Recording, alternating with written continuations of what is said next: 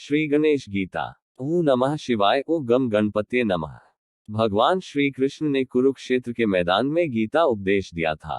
ये बात तो सब जानते हैं, लेकिन विघ्न विनाशक गणपति ने भी गीता का उपदेश दिया था, ये कम लोगों को पता है। श्री कृष्ण गीता और गणेश गीता में लगभग सारे विषय समान हैं, बस दोनों में उपदेश देने की मन स्थिति में अंतर है।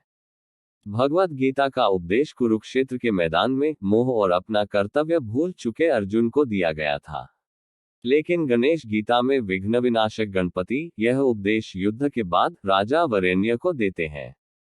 दोनों ही गीता में गीता सुनने वाले श्रोताओं अर्जुन और राजा वरेण्य की स्थिति और परिस्थिति में अंतर है। भगवत गीता के पहले अध्याय अर्जुन विषाद योग से यह बात स्पष्ट होती है कि अर्जुन मोह के कारण मूढ़ावस्था में चले गए थे, लेकिन राजा वरेण्य मुमुक्षु स्थिति में थे। वह अपने धर्म और कर्तव्य को जानते थे। देवराज इंद्र समेत सारे देवी देवता सिंदूरा दैत्य के अत्याचार से परेशान थे। जब ब्रह्मा जी से सिंदूरा से मुक्ति का उपाय पूछा गया तो उन्होंने गणपति के पास जाने को कहा। सभी देवताओं ने गणपति से प्रार्थना की कि वह दैत्य सिंदूरा के अत्याचार से मुक्ति दिलाएं। देवताओं और ऋषियों की आराधना से भगवान गणेश प्रसन्न हुए और उन्होंने मां जगदम्बा के घर गजानन रूप में अवतार लिया।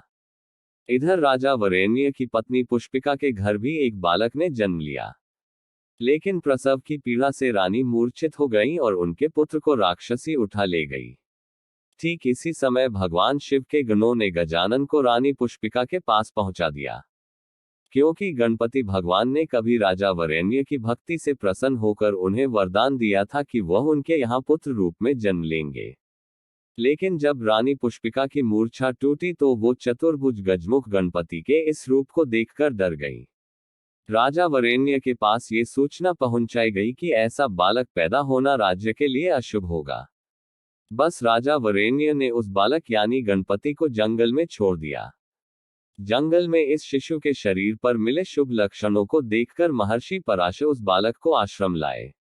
यहीं पर पत्नी वत्सला और पराशर ऋषि ने गणपति का पालन पोषण किया। बाद में राजा वरेण्य को ये पता चला कि जिस बालक को उन्होंने जंगल में छोड़ा था वह कोई और नहीं बल्कि गणपति है। अपनी इसी गलती से हुए पश्चाताप के कारण वह भगवान गणपति से प्रार्थना करते हैं कि मैं अज्ञान के कारण आपके स्वरूप को पहचान नहीं सका, इसलिए मुझे क्षमा करें।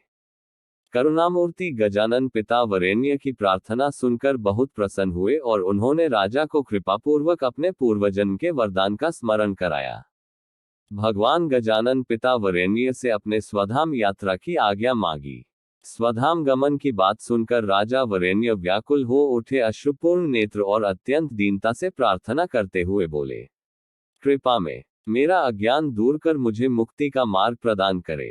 राजा वरेण्य की दीनता से प्रसन्न होकर भगवान गजानन ने उन्हें ज्ञानोपदेश प्रदान किया। यही अमृतोपदेश गणेश गीता के नाम से विख्यात है।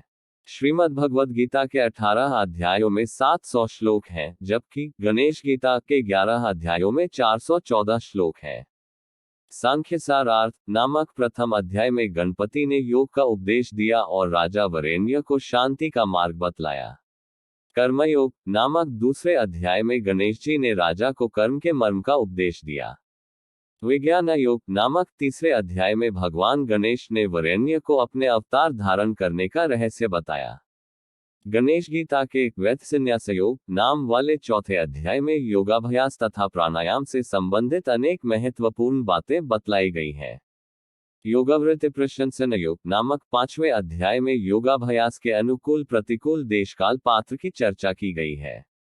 बुद्धि योग नाम के 6ठे अध्याय में श्री गजानन कहते हैं, अपने किसी सत्कर्म के प्रभाव से ही मनुष्य में मुझे ईश्वर को जानने की इच्छा उत्पन्न होती है।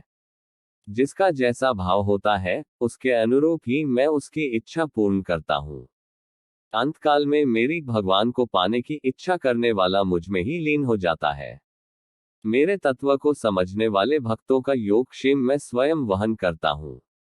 उपासना योग नामक 7वें अध्याय में भक्ति योग का वर्णन है। विश्वरूप दर्शन योग नाम के 8वें अध्याय में भगवान गणेश ने राजा वरेण्य को अपने विराट रूप का दर्शन कराया। 9वें अध्याय में क्षेत्र क्षेत्रज्ञ का ज्ञान तथा सत्व रज तम तीनों गुणों का परिचय दिया गया है। उपदेश योग नामक 10वें अध्याय में दैवी, आसुरी और राक्षसी तीनों प्रकार की प्रकृतियों के लक्षण बतलाए गए हैं। इस अध्याय में गजानन कहते हैं, काम, क्रोध, लोभ और दंभ ये 4 नरकों के महाद्वार हैं। अतः इन्हें त्याग देना चाहिए तथा दैवी प्रकृति को अपनाकर मोक्ष पाने का यत्न करना चाहिए। त्रिविध वस्तु विवेक निरूपण योग नामक अंतिम 11वें अध्याय में कायिक, वाचिक तथा मानसिक भेद से तप के 3 प्रकार बताए गए हैं। श्रीमद् भगवद गीता और गणेश गीता, श्रीमद् भागवत गीता एंड श्री गणेश गीता। श्रीमद् भगवद गीता और गणेश गीता का आरंभ भिन्न भिन्न स्थितियों में हुआ था। उसी तरह इन दोनों गीताओं को सुनने के परिणाम भी अलग अलग हुए।